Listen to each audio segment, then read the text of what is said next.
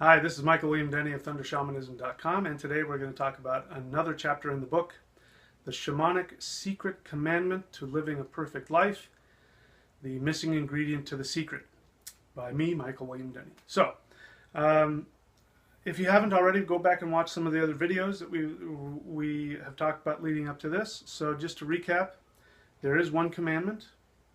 It's not optional, and that commandment is you have to follow the one thing in your life that gives you the greatest joy. That thing may change throughout your life. Lots of times it doesn't. But whatever that one thing is that gives you joy, you have to follow it. Not a little bit, but 100%. That means if you want to be, gold medal, whatever it is in the Olympics, if you want to be the Mr. Olympia, not just go to the gym and work out. Your desire was to become Mr. Olympia. That's what you got to go do. You got to go do it to the nth degree. And if you know you're doing it right because it gives you joy. So the next question is, well, that makes a lot of sense. That's great, blah, blah, blah. But why isn't everybody happy then? Because if everybody just went after what made them happy, everybody's doing that, trying to do that anyway. Why isn't everybody happy? Very simple. There's a few reasons, but there's one major thing that people forget. And this is one thing that the secret doesn't get. And that is this. It's called unconscious resistance.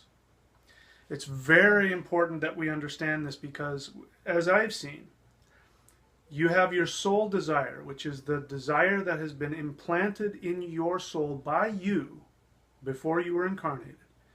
And you made a deal, a pact with the universe. And you said, and when I incarnate, my job is to go after this one thing that brings me the greatest joy. And from that, I'm going to learn what my purpose is. But first, I have to go after what this thing is that gives me the greatest joy. And if I do that, the universe says, yes, if you do that, I will supply you with all of the life force energy and the resources, the money, everything, health that is necessary for you to accomplish that. So that's implicit within that agreement is if I don't do my part, the universe doesn't have to, it's not that it doesn't, it can't. It can't fulfill its part, which is to give me unlimited resources, health, happiness, success. The universe won't give that to me if I don't follow my part, which is to fearlessly go after the one thing that gives me the greatest joy in life. So that makes sense. So why doesn't everybody do it? Well, we also have a lesson attached to it. And so when we go after that one thing that gives us the greatest joy, we're going to bump into our karmic lesson. This is, your soul has embedded the lesson into this, which is something that you need to learn. Usually having to do with overcoming fear and trusting the universe and getting a deeper spiritual connection and understanding that you are part of an infinite connection that connects to all life and to all beings. So it's interesting, it's this, the flip side of the same coin. In order to get everything that you selfishly want out of life, you also have to trust that the universe and that everything you're connected to will give you that, and you have to meditate on that. So a very deep subject, I won't get into that right now. So why doesn't everybody go after it? Unconscious resistance. Unconscious means you're not aware you're doing it. And I can't tell you how important it is that you understand that. You don't know that you're sabotaging yourself, which means that if I ask you, why are you sabotaging yourself right now? You go, I'm not. Well, why is it that, if what you want is to be happy and content all the time, why are you full of chaos? I don't know. I'm doing everything I can. It's you. You do it to yourself. This is a shamanic truth. Everything in your reality is your own creation. If you have chaos in your external life, it means that you have chaos internally and it's being reflected in your outer world. In fact, you put it out there to distract you from the internal chaos. If you have peace and prosperity in your life, it's because you are having a state of balance within you and it's being reflected in your world. Now, you can also be going through a lot of emotional difficulty and challenge and still have a very peaceful world. And what that means is that you are still in that state where you're depending on the universe, you're surrendering to the universe, and you're following your true path. And you're just bumping into those lessons that can sometimes be challenging and difficult. The rest of your life is in order. It's telling you that you're going in the right direction. So we have to understand from the shamanic perspective, there are three minds. Psychologically, they're called the conscious mind, the subconscious mind, and the unconscious mind. We're specifically talking about the unconscious mind. Now, from a shamanic perspective, we call it the upper and the middle and the lower self. We're specifically right now talking about the middle and the lower self. The lower self contains both the subconscious and the unconscious mind. So let's talk about what that is. We'll use modern psychological terms for it. The conscious mind is just the tip of your mind that's just above the surface of the water, if we use the iceberg. It's just the tip of the iceberg that's above the water. This is the part of you that, you know, is interacting with me right now, is your conscious mind, what you are consciously aware of. That's your conscious mind. Your subconscious mind is, if we're talking about the iceberg, it's that part that's just right at water level, just a little below water level. It bobs up and down, you know, above and below the surface of the water. And it's the part of you that has all of your PIN numbers and your spouse's birthday and the name of your cat when you were 10 years old, and, you know, all the stuff that you don't need to be consciously thinking of, but you need to have it at a moment's notice. This is your subconscious mind. So there's a lot of information in that subconscious mind, just right there, bobbing up and down at the surface of the water, ready for you in case you need it. Then there's the rest of the iceberg. The 85%, at least 85% of your mind that is underneath the water. And it's called unconscious, meaning that you are not consciously aware that it's there.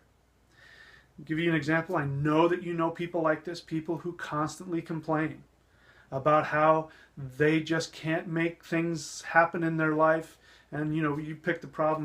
They don't have love, they don't have money, they don't have, you know, whatever else. Did you see what I did there, by the way? I almost said in the first person, and I stopped myself and I talked about them, because your unconscious mind hears that whenever you speak something in the present tense. And like I say, I'm really happy with my life, and I'm really happy with how success is starting to grow and my business is starting to take off. All of that is true, but I'm also using that to tell my unconscious to give it a command to go do something. So that's just another little trick that just came out. So the unconscious mind, it responds in ways we don't understand. It's not rational. So you can't, you know, your friend, go back and think about your friend who, you know, is complaining about how they can't get their life together and they don't have enough money, or they don't have this or whatever it is, and the universe has it against them, and, you know, God hates them for whatever reason. You look at them and you see them making these stupid decisions and sabotaging themselves, and you try and tell them, you did that. Nobody did that to you. You did that. And they go, no, you don't understand. Right? Well, that's because their unconscious mind is filled with commands, it's filled with patterns, it's filled with memories, it's filled with all kinds of stuff that's actually programming how they function in life. But they're not consciously aware of it. Now, if they choose to, they can become consciously aware of it, but it's going to take a lot of bravery and work. And here's the tough part. When you go after that one commandment, there's a very good chance you're going to run into your own unconscious resistance. And just let me give you a few examples of how unconscious resistance can manifest. There's literally infinite numbers of ways, but here are some of the major ones. Physical illness. I shared about I had a lot of physical illness. That was the rage in my unconscious, because I wasn't following the life I knew I wanted to live, and I had suppressed it to the point where it was in my body. Physical illness, that includes things like cancer. I even heard of somebody who had Parkinson's. And simply by this person deciding to go after what he wanted and having love in his life and making his life more simple and enjoying his life, his Parkinson's disappeared. His doctor came to him and said, we don't need to give you medication anymore. You don't have Parkinson's anymore. He says, you never had it, but I don't think so. I think he had it. But he went after what made him truly happy, and the conflict in his unconscious mind was resolved. And he got health and happiness. So this is what it is. There's a conflict within us. And this could be, you know, our parents, you know, the things our parents told us, you know, outright abuse, your parents telling you you're no good, you're not going to become anything. You know, your parents giving you, this is what my parents did, where they, on the one hand they tell you that they love you, but then underneath the surface they're actually undercutting you every time you accomplish something. And so you get the unconscious message that, oh, you know, if somebody wants the love of their parents, then they need to be you know, mediocre or unsuccessful. That was the message that my parents gave to me, that I had to work through. And I still work through it, by the way. Every time I take action, lots of times it's really scary. Sometimes putting these books out here and putting myself out in front of the world is scary as hell. But I do it because I know this is what's not only going to make me happy, but what I'm supposed to do. And the universe always rewards me, always. So the main point here is that you have to understand that unconscious means you are not aware of it. And your unconscious mind works very, very hard to trick you. You know, I don't believe in the devil. But if there is such a thing as the devil, it's your own unconscious mind. And the way it happens is this. Your unconscious mind isn't trying to harm you.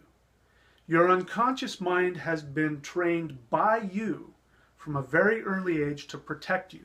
And you've made some decisions about what you need to do to protect yourself. And again, these are very irrational things.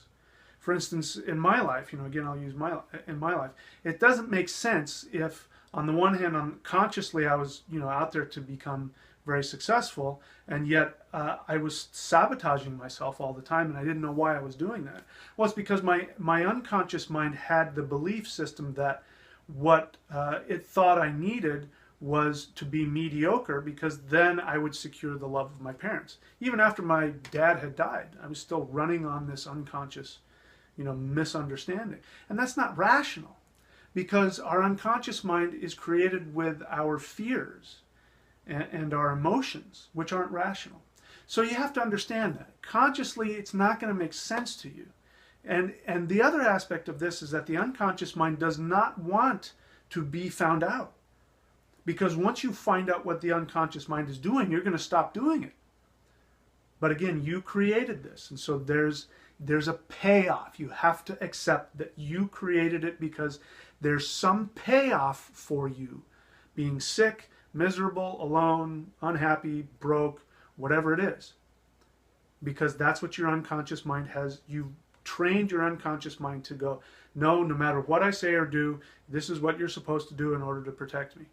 So that's the main thing. It's unconscious. It's beneath the realm of conscious awareness. The way you bring it to conscious awareness, you go after what it is you truly want, regardless of how silly, how crazy, how unreachable, how impossible it is. And then guess what happens?